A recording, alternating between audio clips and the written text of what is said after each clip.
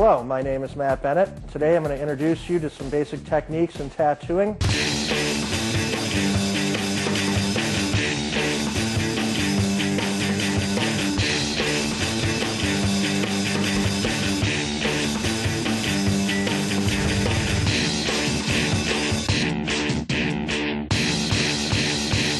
What we have here are two different styles of machine. One does outline, one does shading. The one that does outline right here is cut back a little bit so that it runs a little bit faster. It delivers a smoother line. The shader runs a little bit slower so you can focus on more detail and not move as fast. Okay, these are tubes. One is a magnum and one is a liner. The magnum tube is for shading.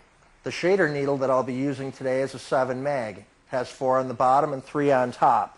At least that's how it should look when it's sitting in your tube, which I'll explain to you a little bit later. This is the tube. It is a 7 mag tube. It's designed only for this group, and you can't interchange groupings with different size tubes. It has to be specifically made for that needle group. This is a liner. This is, again, a disposable tube, a disposable needle. These are the most important tools you'll use.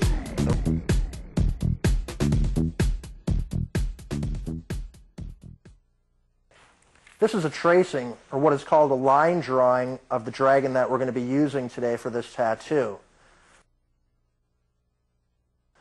To create a stencil, you're going to use thermofax paper, which is the most commonly used method of stenciling in tattooing. The way you do this is, in thermofax paper, there's a piece of onion sheet. You want to remove that and discard this piece. With your design, you want to lay it on top of the paper, tape it down firmly on each end, and trace it with something like a dull pencil. Anything sharp will rip through and ruin your design. If you don't tape it down, you can mess your design up underneath if you slip. Now we're going to start with our outline. First we're going to plug our machine in, and you'll grab your plug. The way you hook this particular machine up is insert the bottom, and it's spring-loaded and holds and just inserts in the top. Now you're ready to go. You want to step on your foot pedal, make sure that you're at the right speed. You don't want your machine to sound sloppy or sputtery, and you don't want it to sound too soft like this. You want it to sound nice and crisp and clean without a lot of rattle going on, and you'll do that through your adjustment on your rheostat with your power unit. Again, we have our towel in hand. We're going to blot our machine off and make sure that there's no excess water left in there to contaminate our pigment and water it down, because that's not what we want. Then we're going to reach over here, turn our machine up just a little bit.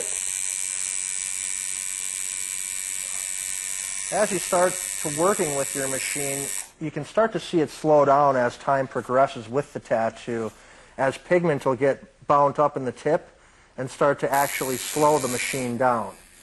So as that happens, you want to make sure that you keep it as clean as possible.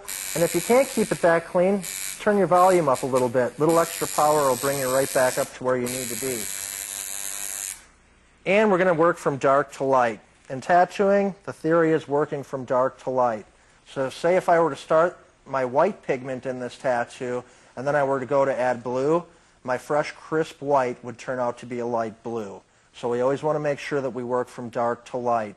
Now, as you get to more technical parts of tattoos, you can do techniques called staining, where you can actually rub in darker pigments into lighter ones without even tattooing them. But again, we won't be getting into that. We'll be sticking to the basics here. Moving along, we're going to dip into our blue. Make sure we got a nice, smooth, consistent, creamy blue. We don't want anything too chunky or too watery. Go for our petroleum. Wipe down again. Now we're going to blot the needle off, make sure we can see where we're going.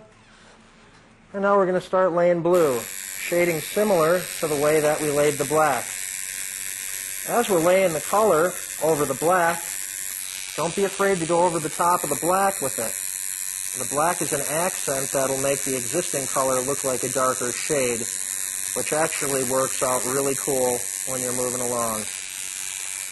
Again, don't press too hard. You want just light shades in the beginning. You don't want anything in there too thick right off the bat. We'd rather start out light and wispy and gradually build.